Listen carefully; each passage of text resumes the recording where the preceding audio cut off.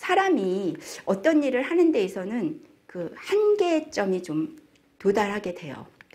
내가 이렇게까지 했는데 너 이럴 수 있냐? 끝에 가서 터지거든요. 그동안 참다가. 근데 사실 끝까지 참아줘야, 끝까지 기다려줘야 진짜 기다리는 것입니다.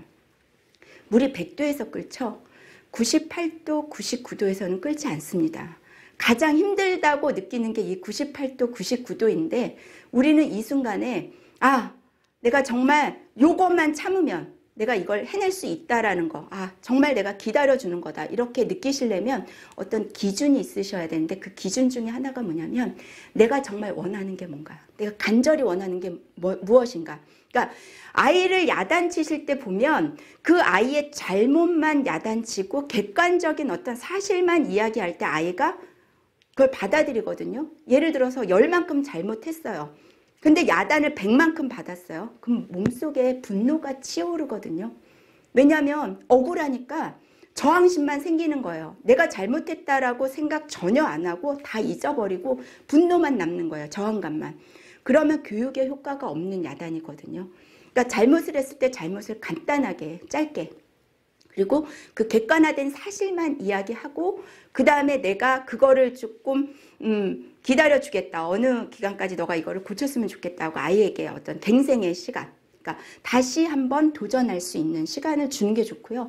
만약에 너무 공부를 안 해서 내가 화가 나고 있다, 속상하고 있다, 그렇다면 공부하면 좋아질 것들에 대해서 말씀을 한번 나눠보세요. 그러니까 사람이 배우게 되면 긍정적으로 밝은 사람이 돼요. 그리고 사람들이 나를 대하는 태도가 달라지게 되거든요. 그러다 보면 인간관계에 영향이 미치게 돼 있어요. 그리고 나중에는 경제적으로 도움을 받게 되겠죠. 근데 수영을 잘하고 싶다고 하루 종일 수영을 하면 과연 수영을 잘할까요? 하루에 1시간씩 열흘을 하는 것과 한 번에 10시간을 수영을 하는 것과 어느 게 더 효과적일까요? 내가 아이와 잘 지내고 싶다면 진심으로 대하는 걸 어느 날은 확 잘해주고 어느 날은 내 맘대로 하고, 그럼 아이는 안정을 찾을 수가 없습니다. 꾸준하게 하루에 1시간씩만이라도 진심으로 내가 널 사랑하고 있다, 내가 너가 잘 되길 정말 바란다 라는 마음으로 대하셔야 되는데, 가끔 잘못을 야단치다 보면은 그 아이의 잘못 때문에 화가 난 내 화를 화풀이 하느라고 애를 야단치고 있는 거지, 그 아이의 잘못, 그 아이가 이 잘못을 통해서 뭔가 깨닫고 다시는 그 잘못을 안 할 수 있도록 유도해 주시는 게 아니라, 교육적으로 아이를 야단치시는 게 아니라 내 화에, 내 성질에 내가 못 미쳐서 그냥 내가 그 화를 풀려고 야단을 치는 경우가 있거든요. 무엇이든지 한꺼번에 많이 하면 효과가 없고 실증이 나게 됩니다. 하지만 사실 정답은 없습니다. 나만의 공부법이 따로 있듯이 아이와 잘 지내는 법도 따로 있습니다. 그러니까 누구를 위해서 지금 이 관계를 위해서 어떻게 잘 이끌어가야 되는 건가. 사실 아이를 위해서 내가 이런 말을 하고 있는 거지만 사실 더 깊이 들어가 보면 나를 위해서거든요. 그러니까 내 목표가 무엇인지, 나의 가능성은 무엇인지를 발견하셔서 그거를, 그 목표와 적합한 일들을 실천을 하실 적에 내가 그 일을 잘 해낼 수 있는 겁니다. 그러니까 꿈 넘어 꿈을 꾸셔야 돼요.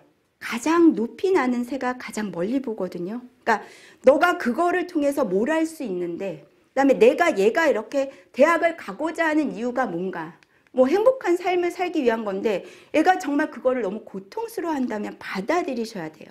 그러니까 공부하는 시기는 사실 정해져 있다는 거 우리 어른들은 알아요. 근데 아이들이 그거를 느낀 아이들은 자기가 어떤 해야 될 일들을 잘 알아서 합니다. 근데 그 목표를 좀 잘 못 찾는 아이들이 있거든요. 그거는 어머님이 말로 해서 전달해서 어떤 본인 스스로가 깨달음을 얻기 전까지는 절대로 자기가 그것을 찾아낼 수가 없습니다. 그러니까 목표를 위해서는 내가 그걸 어떻게 할 건지 그 아이를 좀 이해를 해주는 편이 좋은데요. 그 아이를 제대로 이해해 주기 위해서는 그럼 아이의 유형을 좀 파악해 주시는 게 좋습니다. 그러니까 아이가 만약에 모범형의 아이다.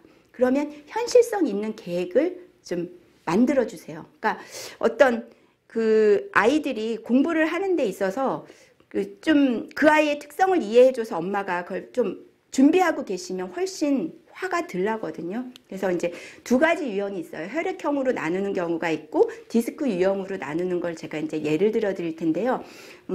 많은 분들이 효과를 보고 있고요. 그 다음에 도움을 좀 받더라고요. A형의 아이들은 시각적인 거가 좀 영향을 많이 받습니다. 장기 기억으로 가기 때문이죠. 근데 공부가 안 될 때는 책상을 정리하게 하거나 샤워를 한번 권해보면 이 A형의 아이들은 다시 자기가 뭘 해야 되는지 제정신으로 좀 잘 빨리 돌아옵니다. B형의 아이들은 좀 자기 중심적이에요. 근데 B형의 아이들은 라이벌을 찾아주는 것이 유리합니다. 싫은 과목 먼저 공부하도록 유도해 주시고요. 칭찬을 많이 해주면 아이가 자기가 스스로 알아서 공부를 좀 하는 경우가 많아요. 그리고 공부 안 될 때 조금 승부욕을 자극해 주는 게 좋습니다. O형의 아이들은 자신감과 결단력이 있거든요. 얘네들은 예습보다는 복습 위주로 공부하는 게 좋습니다. 그리고 만약에 공부하다 공부가 좀 안 되면 친구랑 통화하게 하세요. 친구랑 전화 통화를 하면서 스스로 동기부여가 좀 되는 경우가 많아요. 그러니까 그 아이가 뭐 우리 애는 맨날 친구랑 전화만 해 모르면서 우리 애를 O형인데 친구랑 전화하는 걸 못하게 하면 얘는 동기부여를 받는 곳이 없어지는 거거든요. A, B형 같은 경우는 기억력이 좀 뛰어나요. 그러니까 좀 인정을 해주세요. 합리적으로 짜투리 시간을 이용하도록 하고요. 잠은 좀 푹 자도록. 그 다음에 휴식은 좀 짧게 해야 돼요. 공부가 안 되는데 휴식을 길게 하면 자기 리듬을 잃어버리거든요. 그 다음에 또 이제 제가 아까 말씀드린 대로 디스크 유형.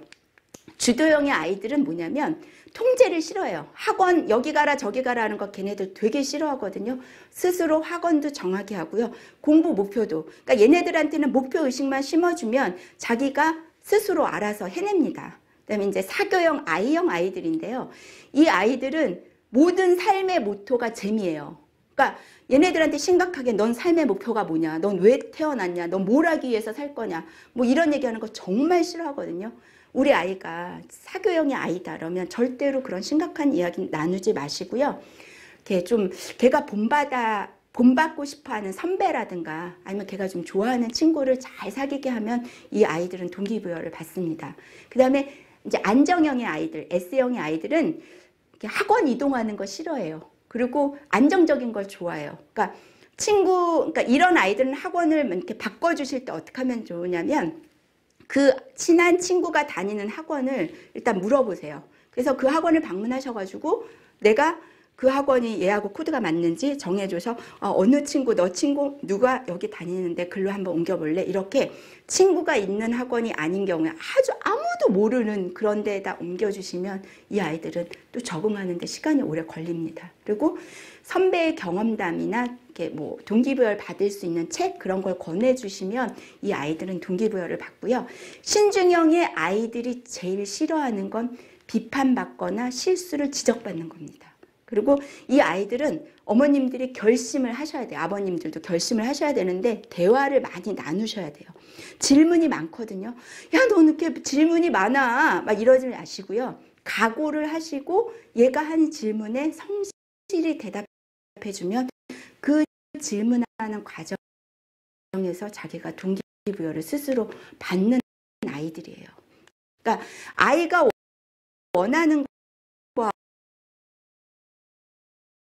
하고 내가 원하는 걸 갭을 줄일 때 아이가 공감하는 걸 나도 공감해 줄 때 그리고 있는 그대로 아이를 인정해 줄 때 그 아이는 자기의 그 목표나 이런 것들을 더 잘 관리하게 되거든요.